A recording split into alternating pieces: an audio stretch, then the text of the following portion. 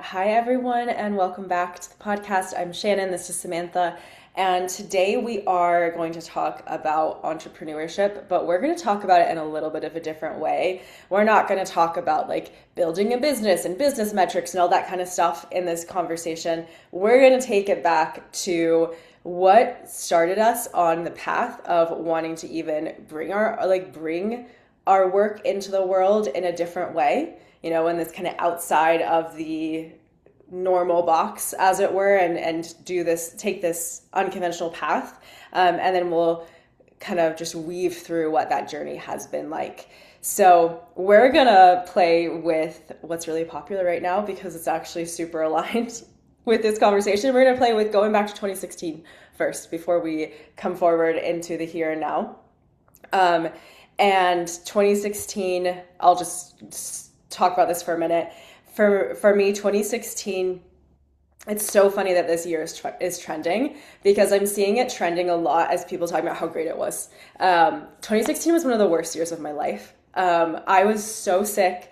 I almost died. I also, then it was, after that, it was one of the best years because I had a spontaneous remission and I was all of a sudden like had a new lease on life and literally was like, I have a future and I didn't think I was going to have a future. But 2016, the reason it's relevant to this conversation is because it was the year that my kind of soul calling, soul nudges became so strong I couldn't ignore them anymore. And that came through, my initiation journey with illness, and that brought me into the shamanic path that I now walk. But it was the year that it sucked. It was also amazing. It was like both things. But it was the year that I could no longer ignore things that had already been present in my life. It wasn't like a brand new, oh, my soul is saying something. Like it wasn't like that was a brand new experience 10 years ago, but it was the the time where I finally like had to start listening. Like I'd been able to ignore it throughout a lot of my, especially I'd say like teenage years and such. I had that kind of, I think this is maybe similar, maybe like relatable to a lot of people. Like I feel like my teenage years, I had glimpses and inklings of something from my soul or like little whispers. And then I'd be like, oh, it's whatever. It's, you're so deep in the like trying to fit in when you're a teenager that I kind of I was able to ignore it. And then 2016 was the year I was like, I can't ignore this anymore. And then that started me on the path that has me here where I am now. And that was the whole series of events that happened in that year for me really solidified to me. I don't want to walk this kind of conventional path that I can, like is open to me. Like there is an option here for me to walk this conventional normal path, and I've been kind of following that, and I don't want to follow that. And I'm actually like not willing to follow it.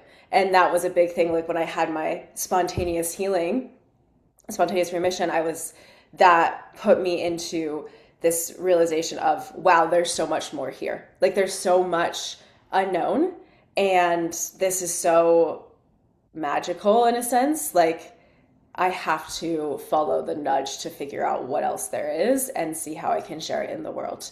Um, so that's the start for me, or the start of where I couldn't ignore it. What about you? 2016, going back there. Mm. Man. So I feel that it's very, very different than yours. And however, looking back on 2016, it's like I wasn't aware or conscious that that was the beginning of sort of this like entrepreneurial journey or um I think I went back to, in Australia, I lived in Australia at the end of 2015. And I moved back from Australia in like November or something of 2015. And I got into school. I like went back to college to get a degree in 2016. And so there was this, I was what, 2 years into my yoga journey, my personal practice. I was already very like invested in that part of my life, which has become like the anchor and like the bread and butter of my life and my work. Um, and I remember being really intrigued by like the Instagram freedom lifestyle world of everything and wondering how I could be an influencer. Like kind Mm. of like wondering how can I live that life that seems so free and glamorous and exciting and out of the box. Like I do remember that. However, what was happening in my like own reality was I was going to go back to school and I went back to school for exercise physiology, so it was very in line with the body and movement and what I do. Um, so that's always been, I think we're going to talk about like soul map in a bit. And like that's always been a through line for me that I continue to come back to and just learn more and more and more and more why that is um such a strong calling. And relationally, I was in my relationship and I don't think we were engaged yet. Sometimes the timeline is like really confusing to me, but I don't do well with timelines sometimes. But I don't think we were engaged yet. And he was a police officer. He had just gotten into, I think he had just gotten out of the academy and was actually like working the streets. And I know that in 2016, without going into all the details, there was a lot of like my partner's first few months on the job was traumatic, um, and intense and like what I have now learned about that part of my life and my journey with him is how much I was offering this emotional support, um, which is neither here nor there. It's not a bad thing. However, I was doing it in a way that was disconnected from myself. It was like I was trying to make sure he was okay all the time. And it was taking away from, I hadn't built the foundation in myself to hold that. Um, and so I feel 2016 is a little bit of a blur. Honestly, 2016, 2017, 2018 all sort of meshed together, but 2016 was still, um, I want to say a quote unquote good year for my relationship. Like we were still in a good place, but it was beginning to get heavy. Mhm. Um, yeah, with his his also inability to tend to his own trauma and stuff turned into anger and alcohol and disconnect and all of that played into our relationship. And so I remember in 2016, and this is something that I mentioned slightly in our Instagram post on this, the physical symptoms and where I think I didn't know what was going on. Um, and looking back on it, it's like obvious. It's like so clear, so obvious that the stress level, the disconnect from my body, the ways I was treating and not treating myself, whether that be like nourishment or movement, like hyper restriction or whatever the case may be.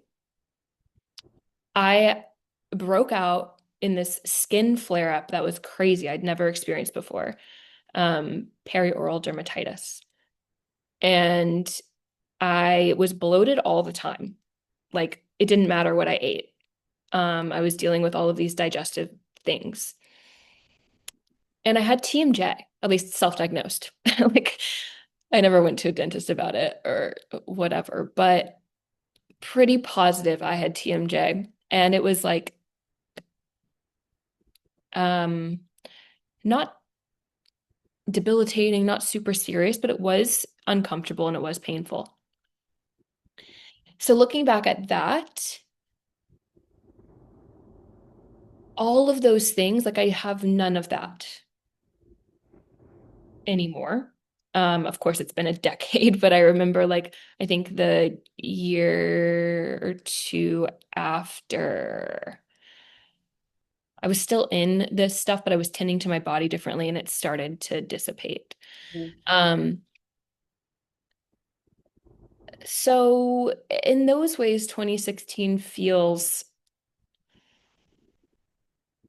again like a blur, but also sort of a starting point Mhm. um, to truly my body and my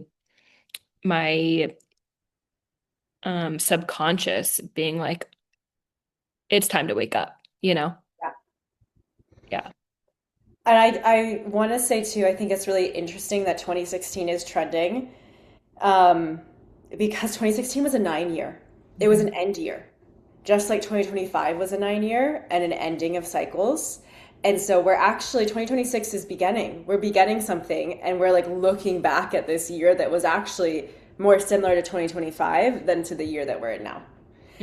And I Mhm. just want to bring that in because we decided to talk about this because it is an interesting thing to connect in with. But if you're listening to this and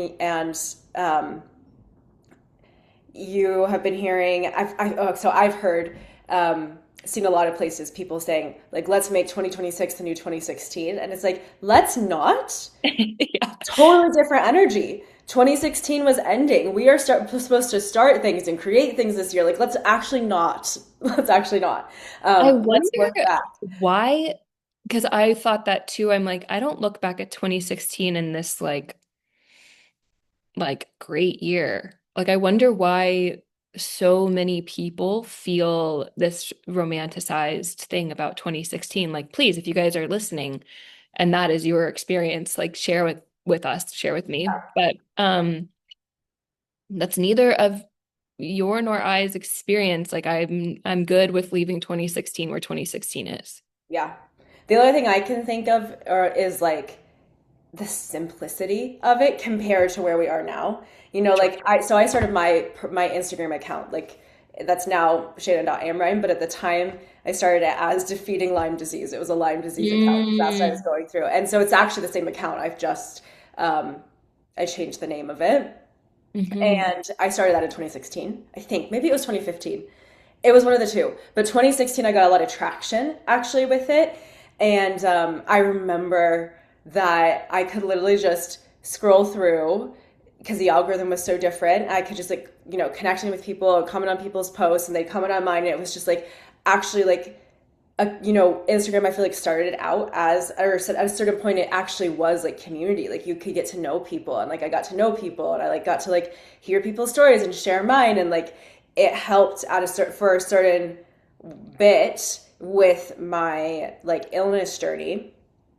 And so like that was so much different than it is now because hmm people like just um, were on social media very differently, and it wasn't Yeah. as. I mean, even what you talked about, like it was the kind of the start of like the influencer era. Like not a lot of people were really doing that. It was kind of the like, oh, how does that work? I remember looking at that too, Yeah. thinking like, and that was part of the reason I started an account. I was like, I wonder if I can like, my soul is saying there's something else here, like some like share what you're going through and like just see what stepping stones that might bring. Um, yeah, and it was kind of the start of that era, but that's all I can think of. Otherwise, it was like, yeah, I'd love to know what people are kind of feeling. So truly, if you're listening and you're like romanticizing, really would love to know, and like not from a judgment place at all, just like truly Oh. curiosity. Like I want to understand more. hmm Yeah, hmm I don't even, this is a tangent we don't have to go down, but I don't even know if I romanticize any year, that's fair. you know? Yeah. Like, I really hope my years forward are way better than my past years. I romanticize moments. I moments. Totally. romanticize certain feelings and experiences, but a full year, not sure. I'm not sure the full year I could romanticize either. You know, this is kind of an interesting take, but like I not the full year, but like aspects of 2020 actually. Like if I was Mm, gonna romanticize something, I could like make an argument for that because the way that everything slowed down and mm, and just like we paused and we actually like had the chance to breathe and like come together. I feel like there was like a kind of global coming together that happened for a little bit of it and then it got pretty divisive, but um there was a little bit of it that was actually so unusual mhm. that, yeah, I don't know. It was interesting. I could agree with that in some way. There's like, I lived in Buffalo during this time, which you know. Um, and sometimes I romanticize Buffalo, my experience in Buffalo, because it was just so magical, and really, really spiritual, to be honest. There were a lot of experiences that I had that were like, I can't even explain. Um, but like the winters in Buffalo and the nature and just like laying in the park and drawing and yeah, 2020 where there was like I didn't have to go to a job. I was working for myself and I was also getting money every 2 weeks or something from the government. That was great. Yeah. Um, so yeah, I could see that. Yeah, but still like wouldn't want to go back. So it's No, like no. looking forward. Yeah. Okay. Uh, yeah. So, I think I feel like the next logical place to go with this is like kind of the soul map, and you already started bringing this up, Yes. but um, talking about the kind of soul nudge, almost like the in some ways, if you look back at it, like lifetime soul nudge to come into the kind of work that each of us is doing, and Mhm. so. We kind of wanted to share what our soul map looked like so that if also if you're listening and you're kind of thinking okay, I'm trying to figure out what is my soul calling or like what am I like good at or what are the things that I've been being nudged to do that maybe I haven't Mhm. fully heard yet. You can kind of follow what we Mhm. share to figure out, oh, okay, here's the things that have maybe been nudging along my whole life. Yeah. Yeah. And to hopefully strengthen your like ownership of the fact that those are things that you are being called to, you have been called to, you have wisdom within. Um, yeah, like to it's I think it can be really easy to be like, oh, everyone goes through that or everyone has experience with that. And if you really take a step back, or also if you just talk to a number of people, you begin to realize that oh maybe not, maybe this isn't just like the norm for a lot of people. This has been my experience and therefore what do I have, I want to say almost like a duty, like a responsibility Yeah. to share, to offer support within this. Like there's a reason why I have had X, Y, and Z experience or have always been drawn to this thing, this study, this um, topic. There's a reason. And then how can I own that Hmm.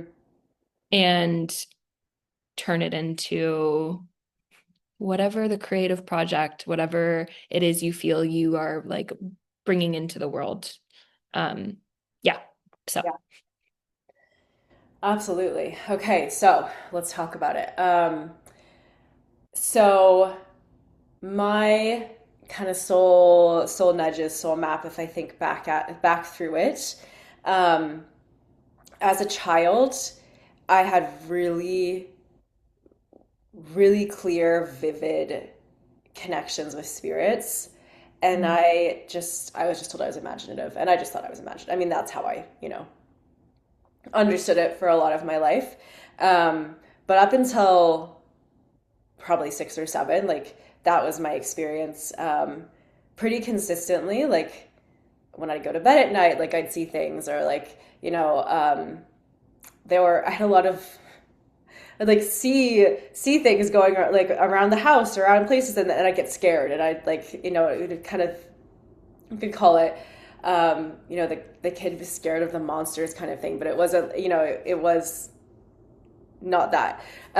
So that's a soul nudge, like realizing that that was something that was going on my whole life. And that was really like when that I started realizing and reconceptualizing, like, oh my goodness, that's what was happening. After after my kind of my big initiation experience in 2016, I was like, oh wow, that's really interesting. Like to understand this in a different way, because then I started finding, teachers and people who could help me understand what was going on and what was opening up in me around that time. Um, and then also a huge part of my work is related to the body as well. And the body was always such a big, and illness and dis-ease is a huge part of like my work. And the energetics of that, and what it means to be healthy and what it means to support the body in health. And, I was sick from a very young age. Like I had a lot of different really like intense sicknesses that happened. And then I got like chronically ill. I got Lyme disease, and, it took a long time to get diagnosed there. But like, even as a little kid, like I was born early, I was jaundiced, like I had things from kind of the get-go. Um, and Yeah, it's interesting. Like my mom and I have had to spend a lot of time like talking through this and kind of tracing back the soul map essentially, and looking at, wow, it makes sense that I've landed where I am, because she'll go, oh, you did, like you had this as a kid and like this, and like I couldn't figure out what was going on here, and like that, and like very connected into the body. And then that brought me to um, realizing on a certain level, and this was probably, I mean, not conscious, I was a kid, but like I need to take ownership for my body and my health. And so, like, for me, that turned into a lot of athletics, which is something that I'm still passionate about, just in a very different way. And Then it turned into like, I was in and out of doctor's offices all the time. So it turned into like really learning how to listen to my body, which is a skill that I've gotten much better at over time.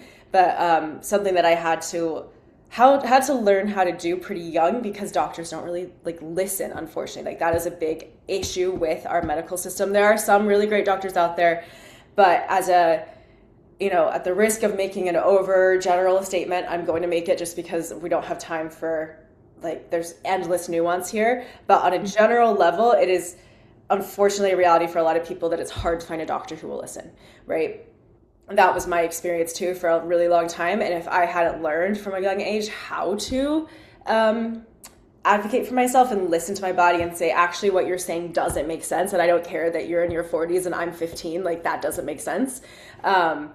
That would have, changed a lot in my life if I hadn't learned how to do that. And that has then kind of brought me into this place where all of that coming together, connection to the body, connection to health. I've also, spent years studying, informally studying like diet and exercise and body systems and all this stuff, because I had to like learn how to be basically my own, in some ways, my own like healer, my own doctor, loosely, like, I had to learn how to like feed myself, and I had to learn like what does a health actually look like, right? And so that's brought me into this place that connection with spirit and soul, and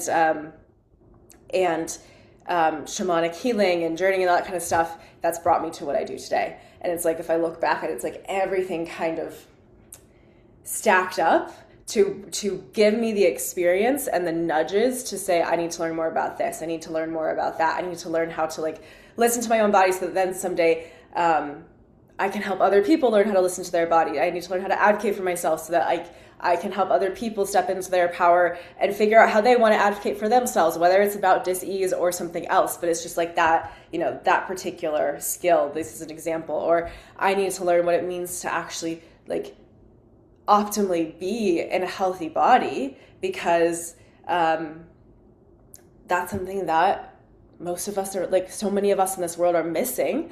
And being able to say, hey, this is a great resource, hey, that's a great resource, if you want to check this out, that's something you could look at. Like those are things that are really helpful to just like generally have in life.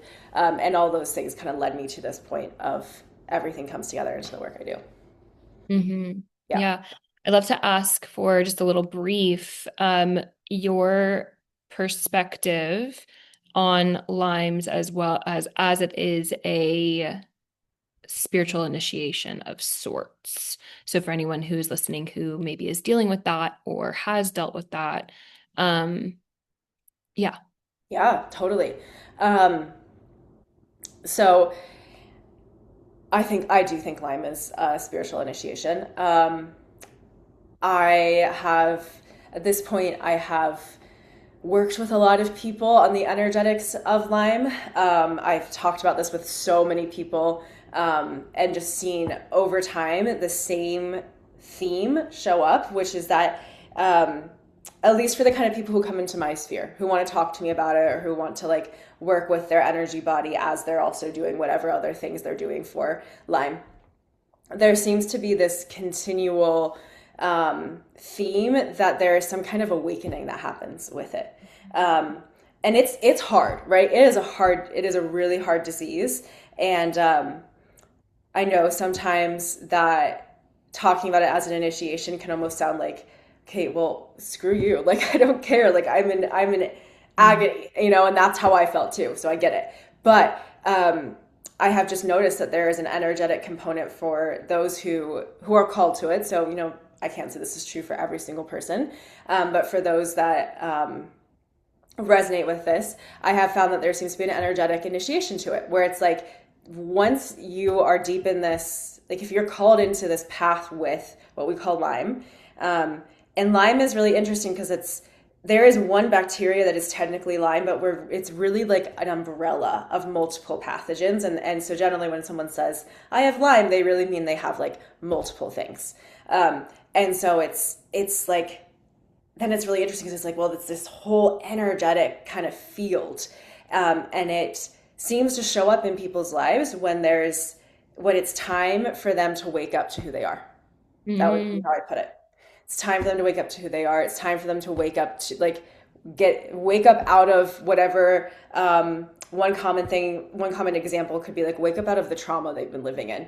Like Mm-hmm. wake up out of the systems that don't serve them, that they've just been like dealing with but actually hated for a long time. And then it's something trips it over, like the body's had enough, the soul's had enough, and it's like, no, we've got to get through this. And Lyme seems to be this kind of like um, inferno almost, that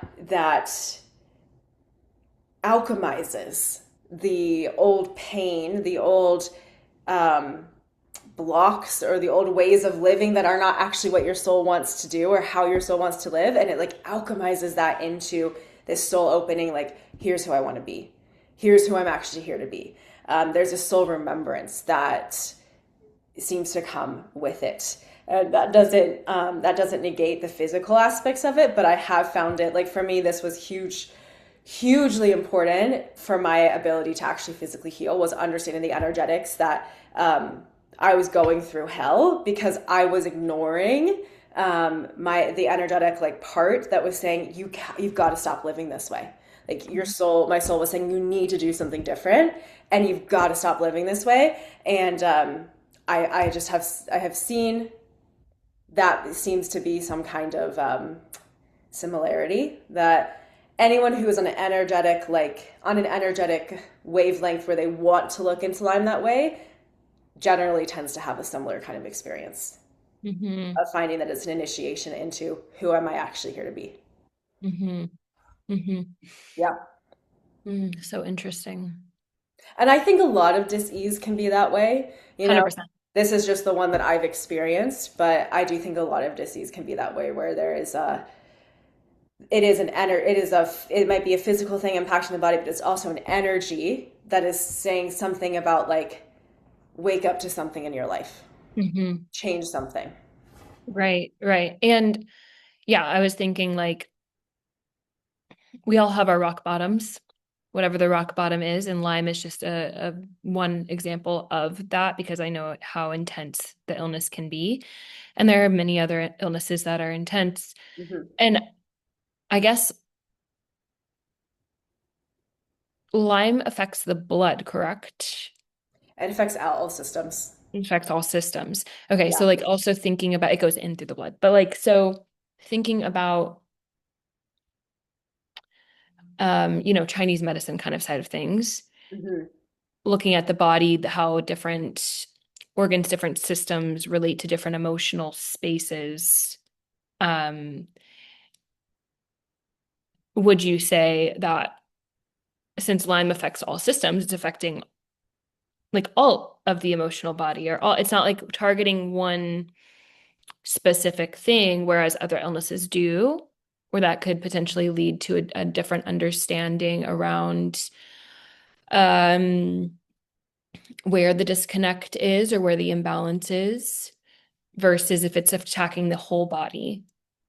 Yeah, I really love that perspective.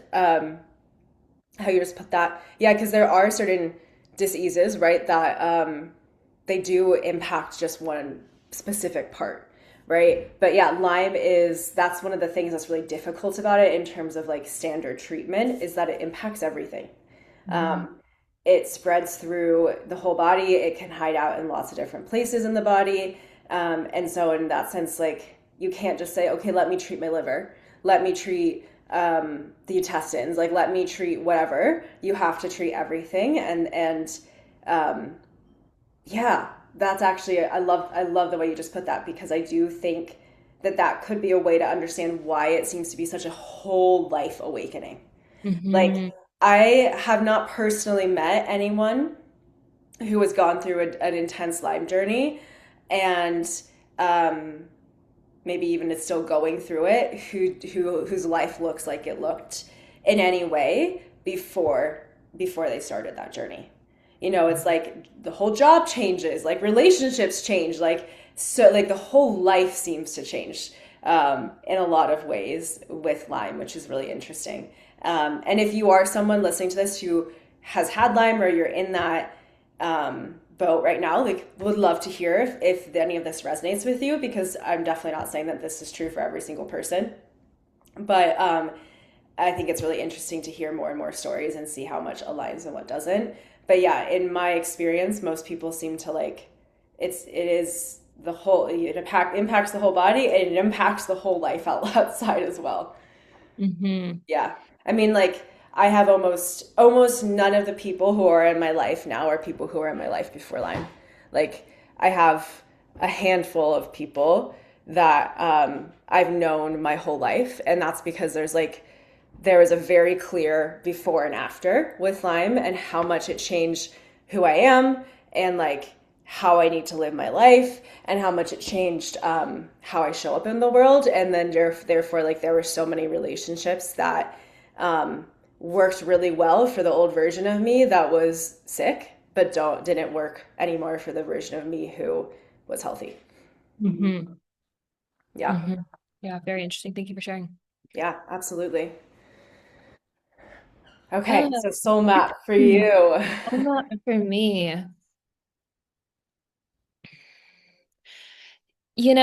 Okay, so if I trace back to like just who I was as a kid, um, I was very timid.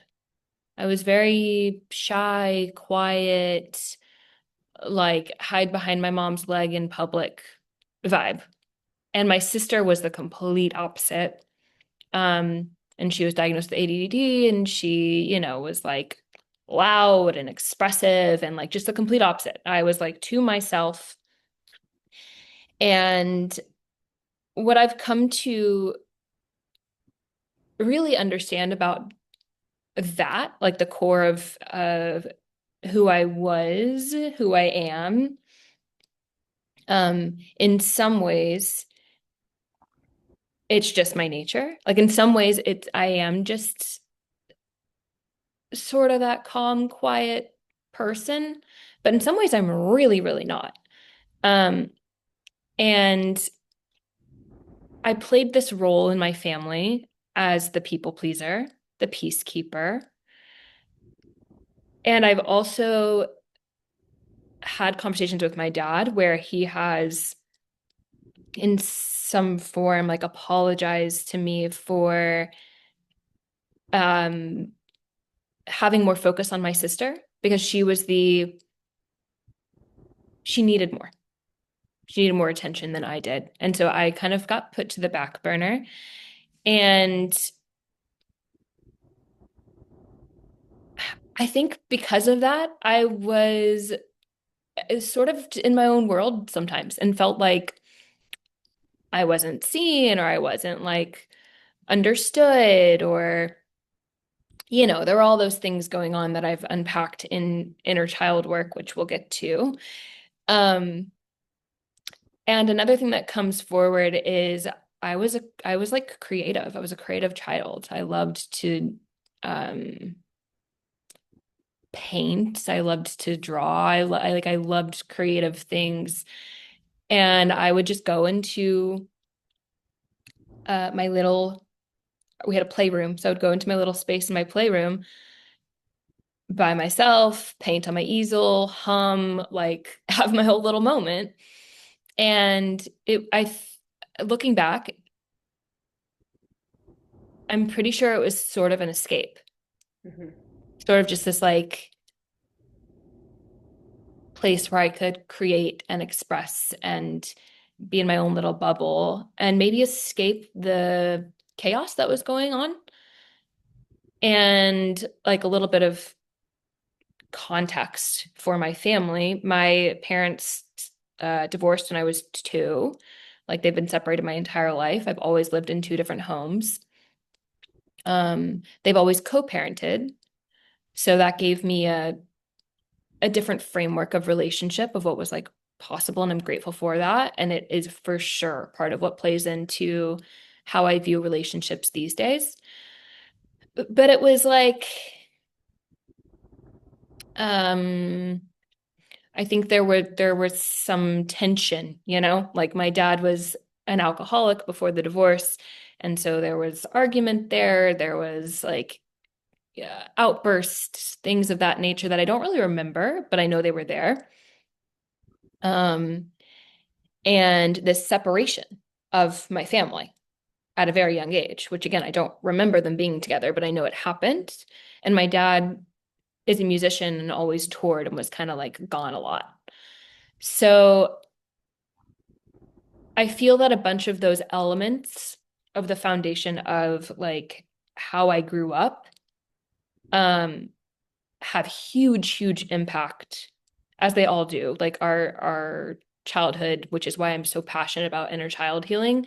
Like our childhood really, really impacts everything, like how we see the world, how we perceive ourselves, how we relate with others, um, how we believe. And another like major moment in that had to do with I guess plainly put, my body and my nervous system is when I was 6, I was molested by one of my mom's friends. And it was like in my childhood home, in my room. And um anyway, not to go further, like too far into that, but my sister and I both in the same night this happened. And I look back on it and I like froze, just played dead, basically. Didn't know what to do, didn't know how to get out of it. And the next morning, my sister was telling me like we can't tell mom, like she's gonna be mad.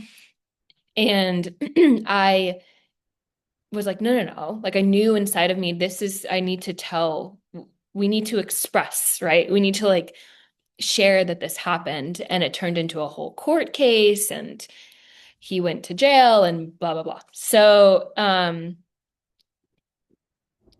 I share that because it was a huge part of, excuse me, my learning of my connection to my body, my learning of men, of intimacy, um, and what my body was for, you know, and that I feel plays a huge part in the work that I do. And I'm also going to say the work that I feel I'm going to expand on. I haven't really gone deep into sexual trauma in my work too much. However, many of my clients come to me with a form of that Mhm.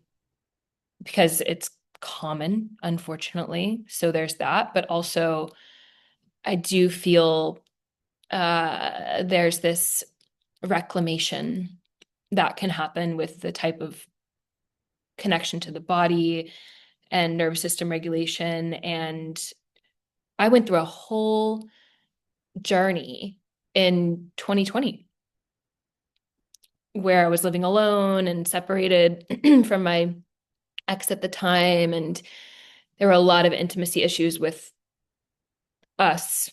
Um, and I went through a whole journey where I like read the book Pussy and I like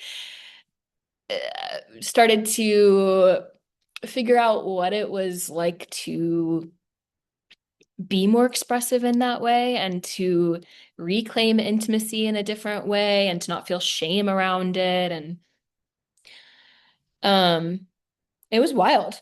It was a wild experience of like being feminine Mhm. after that was pretty shut off because I feel I learned that it was unsafe.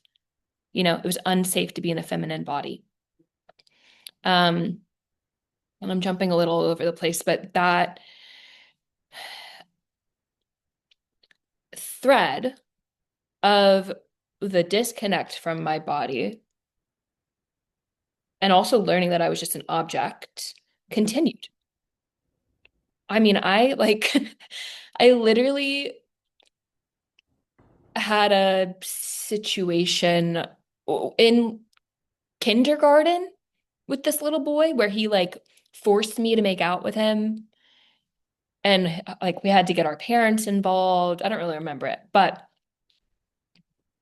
I had like a thread of uh being taken advantage of, I guess, in ways like that. And it didn't stop. Like in high school, um, what I feel from the high school experience was I didn't know how to set boundaries with myself or with others. I didn't know how to respect my body or sexuality. I didn't, like I was just used and taken advantage of all the time because I allowed it. Mhm.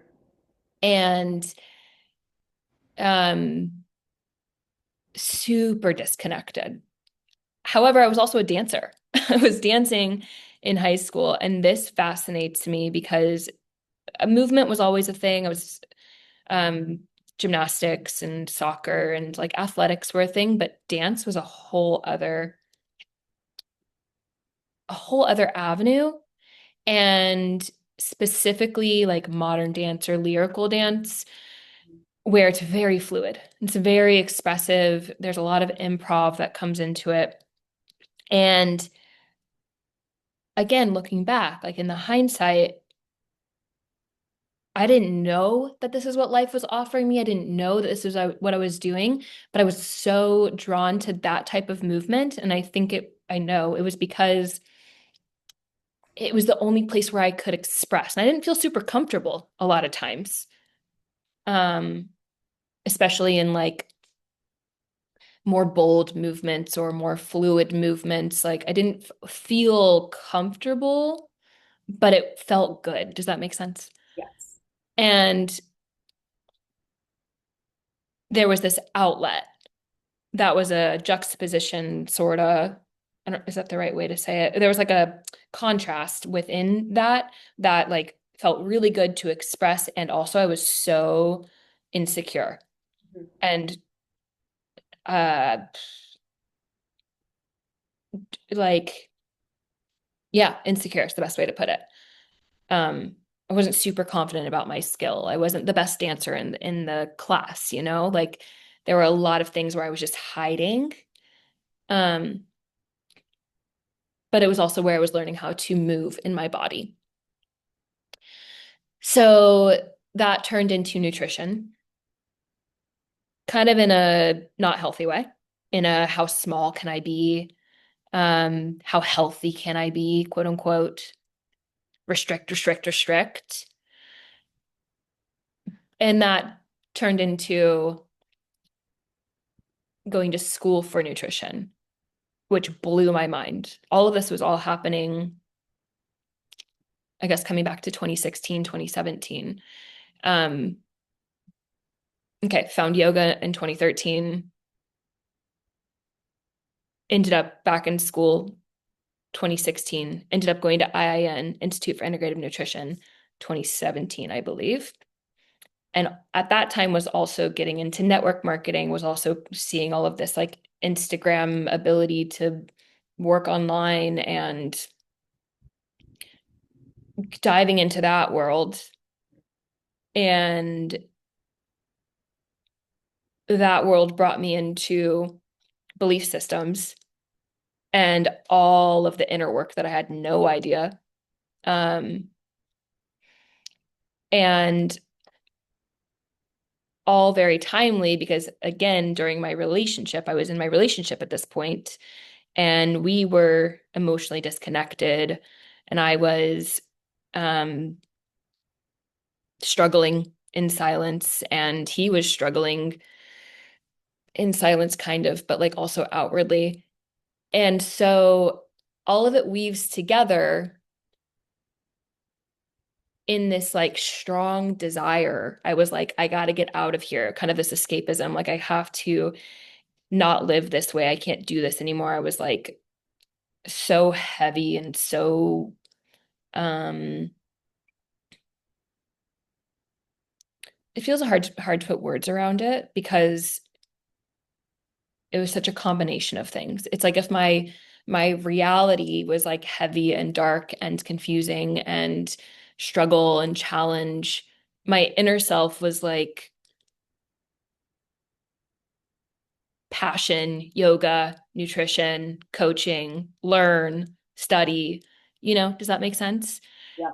Um, and that journey just brought me on a something I could never have. I didn't know it existed, of the whole entrepreneurship, traveling, online business, Dr. Joe Dispenza and Abraham Hicks and manifestation and spirituality and all of it. Um, which became the catalyst to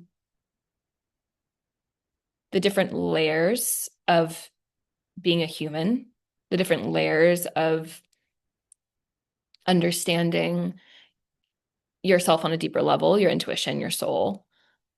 Um, which started, I think, with the like belief system stuff. Specifically, I was like, I need to change my money mindset. So like learned a ton on that. And then turned into so many other layers of inner child work and um ancestral healing. And I mean, I could name so many things, but all of which come back to the body Hmm. and the nervous system and healing here, um, on many levels that bring you back to center and bring you back to trust, um, and authenticity. So I think I want to stop there because it feels like, yeah, it's a little all over the place, but it all weaves together. Oh, I loved that. That was so beautiful. Thank you for all of the threads that you shared Mm. there. I think a couple of things that stood out to me was how beautiful is it that you were so connected to dance in your body in one way while also being so disconnected, right? And I mean, that's that's such an interesting, like you said, juxtaposition or contrast, but also, but like the dance and the connection that that led you into, and then yoga and nutrition and all the things that that took you into kept you somewhat connected to your body, right? It gave you a path to then get even more connected into your body over time. Um, and that is kind of a metaphor for the journey home to ourselves in a sense, because it doesn't happen all at once. It's like little things build on each other and allow us to connect back bit by bit.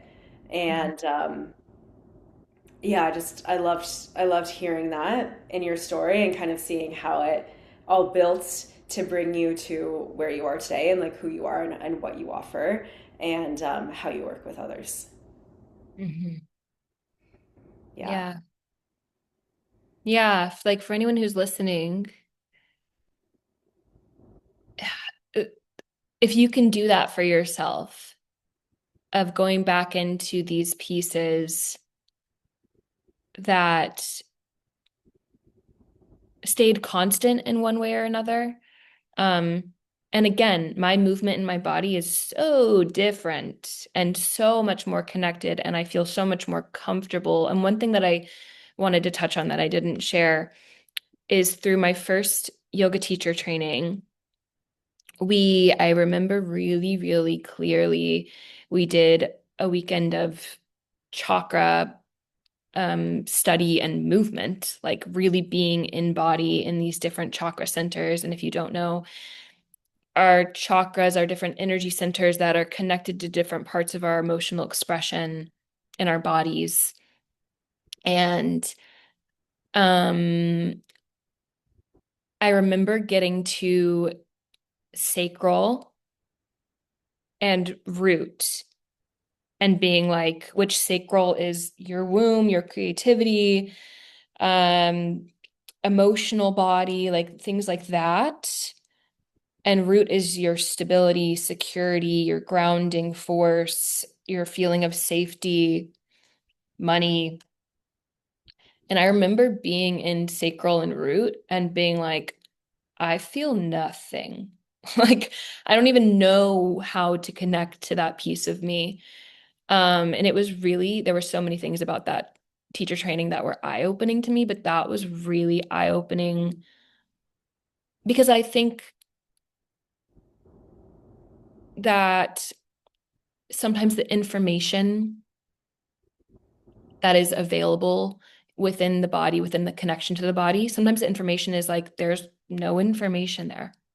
I feel nothing. I don't even know how to connect to that. That's also information. So, um, yeah, looking at that to where now I know how it feels to be within those energy centers, um,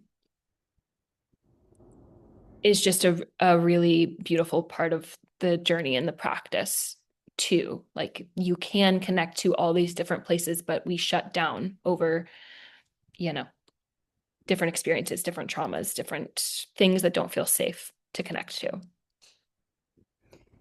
Absolutely. Um, I so resonate with that. I remember when I realized that I like couldn't feel my lower body. Like I couldn't actually like connect in, yeah, below my solar plexus in terms of the chakras. Like I could feel all the upper ones, but I couldn't get lower, um, and it felt like I'd failed at something. Mm, And I think that when we're talking about connecting into the body and coming back into and building that connection, that is something that I have heard a lot from people, is various forms of the like feeling like a failure in some sense because they can't do it naturally, or like they haven't learned how to, mhm, um, and it's just part of the process. A mhm. lot of us end up there. A lot of us start there, and we have to like learn how to reconnect because we're not taught how to stay connected in our life, and we have all these things that happen that disconnect us, without the tools that help us actually stay connected throughout our lifetime. Yeah, Yeah. yeah, absolutely. Absolutely. So, And go ahead. Oh, well, just to add to what you said about like looking back at the threads of things that have stayed consistent, looking at the threads of things that have stayed consistent and knowing you don't have to have been perfect at them. Like it could be, oh yeah, this thread has always been here, but like wow, I really like was pretty disconnected in this sense from it. That's still a thread, you know? Like so Absolutely. just know you're not looking for perfection. You're not looking for the things that have always effortlessly been there. Like I'd say a lot of my things that I have developed within myself, my like my skills, my gifts, like they've taken effort to develop. Absolutely. Like they may have been threads that were there, but to actually like develop it to the point where I can use it and understand it and trust it and be embodied in it, like that's taken years. Yeah. Yeah. Yeah. It's like the cliche, your pain is your purpose, but it's a cliche for a reason and it's true. Yeah, it is true, honestly. Yeah. Um, I do like the idea. I've heard this idea that like we're eventually going to move into a paradigm where that's not true anymore. You know, Mm. I think that's an interesting idea. I think I've heard that in like human design. I think that's where that comes from. Maybe the gene keys. I don't remember exactly. Because I think it's a cool idea, but we're definitely not there yet. So it's like, What would replace it? um, well, the idea being that eventually, like, we evolve to a point where we don't actually have to learn through pain. Like, we're kind of in a Mm. soul collective level at a place where most of us are still learning through pain. Yeah. And so, therefore, if we're learning through pain, then pain is still showing us our purpose. And eventually, when enough of us work through our pain, do the kind of work, for example, that we're doing, um, then we will get to a point where, you know, for example, kids are born to parents that are not actually moving through Right. pain anymore. And so then their systems aren't getting imprinted with pain because this is just what happens, right? It's just truth. It's not like you're wrong or bad if you have a child and you still have pain in your body. That's where we are. Um, but it's like eventually, if enough of us are healing and growing and kind of evolving through that, we'll get to a point where we are able to bring children into this world who are not carrying the epigenetic like Mm. pain passed on, and then they get to come in with like pleasure, like joy, and then they get to continue it forward. And that's like the next evolution of our soul consciousness on this earth. That's fascinating. Yeah. Yeah. I mean, that like the ancestral healing aspect of it, of when you're healing something, you're healing a timeline. I heard something on a podcast the other day. She made this analogy that I want to share, which is like, okay, so she was talking about it as like if you've been feeling like the karmic weight of the thing you've been moving through has been like long drawn out, like you've been working on it for a long time, it's been taking a long time to heal it, like, you know, it's like when is this thing going to be over kind of thing.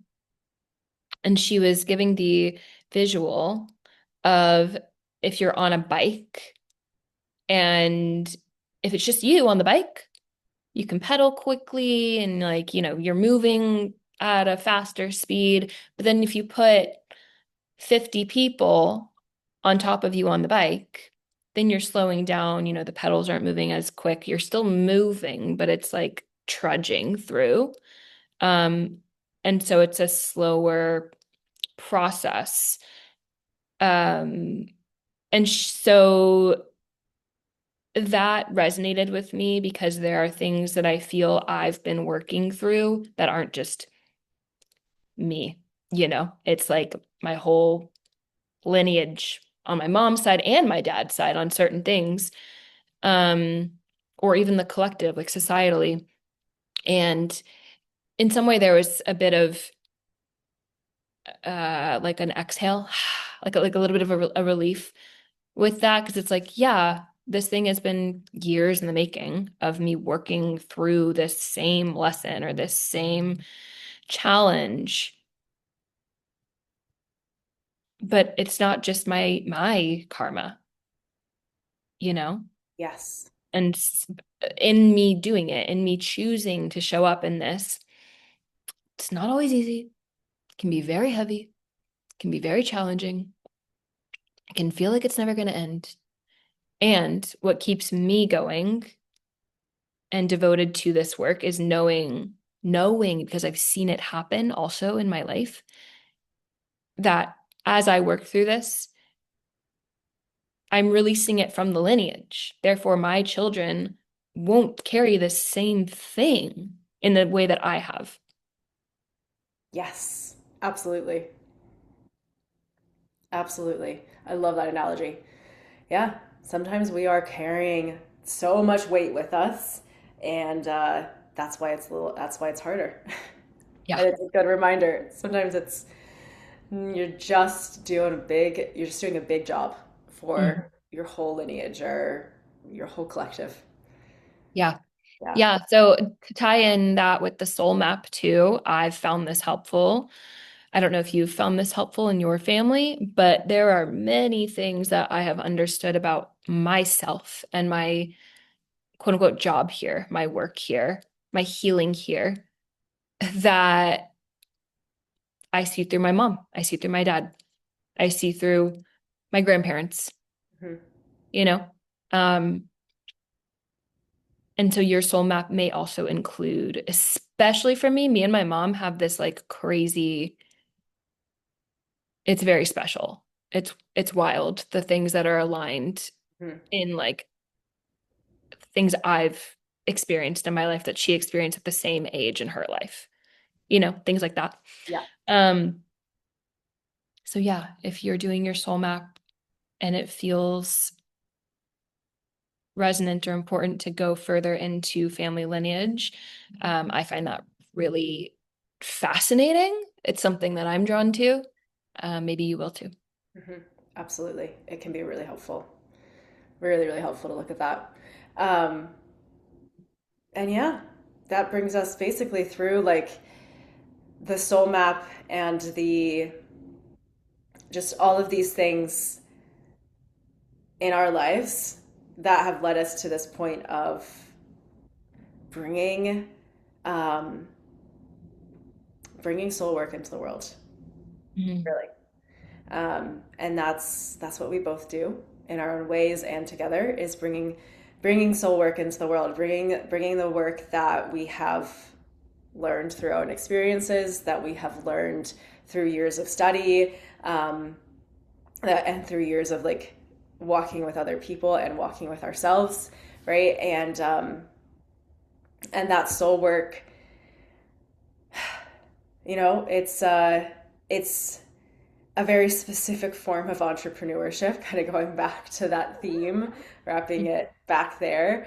Um, Not necessarily the most normal, Mhm. common, as it were, but it is a form of bringing forward, modalities and ways of relating and ways of healing and ways of empowering and aligning to self and all of this, um, bringing it out into the world and sharing Mhm. it so that more and more people can have the ability to wake up to themselves, the ability to come home to their bodies, the ability to um, find their own soul map and connect into like who they're here to who they're here to be, what they're here to do.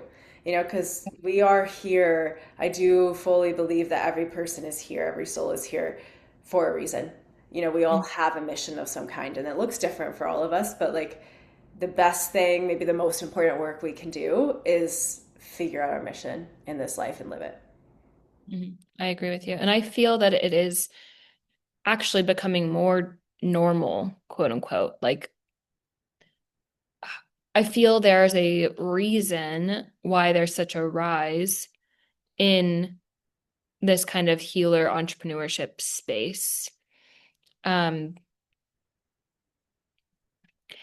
and I'm not gonna like I haven't mastered this, but there is a way to have strategy and more of like the businessy masculine structure stuff. um there is that, and you see that everywhere, and Shannon and I are doing it differently, and that's all for another topic, for another day. However, bringing forward that, I feel, and Shannon and I have talked about this, there is this rise and also this new wave of creatives, visionaries, soulpreneurs that if you feel this in your bones and your soul somewhere, like there's a reason to that as well. There's a purpose to that in this time. Absolutely. Yeah. And so therefore too, if you feel that and you feel that call to really understand more of like what that call is within you this year, we invite you to join us in our group Sanctuary, which is for the visionaries and the creatives and the people who have that call to really vision, like tap into the vision of what their soul is calling them forward to create and bring into the world. And we start that group. It's a 4 week group. We start it next week on the 21st. And you also, so you can sign up for all 4 of the calls in there. And you also can sign up one by one for each of the calls for the ones that you feel most called to. So we'll have information about that in the show notes if you want to take a look at Sanctuary and joining us there. Yeah, absolutely. We'd love to see you there. They will be workshop style, so ability to receive individual support and to have discussion and to work through different challenges that you may be facing internally or externally. Yeah, we're here for it all. Wonderful at all. And if you got anything out of this conversation, if there's anything that struck you that you want to share with us, or anything that you want to share based on questions we asked, I know there are a few places where we brought in, if you have anything to add to this, we'd love to hear. Please reach out to us. You can comment on Substack with this. You can reach out to us on Instagram. You can let us know anything that's come up to you. So we'll also have all of our info, our contact info in the show notes too. Absolutely. And share with a friend if you think that it could be beneficial for them. Yeah. All right. We'll see you next time. See you next time.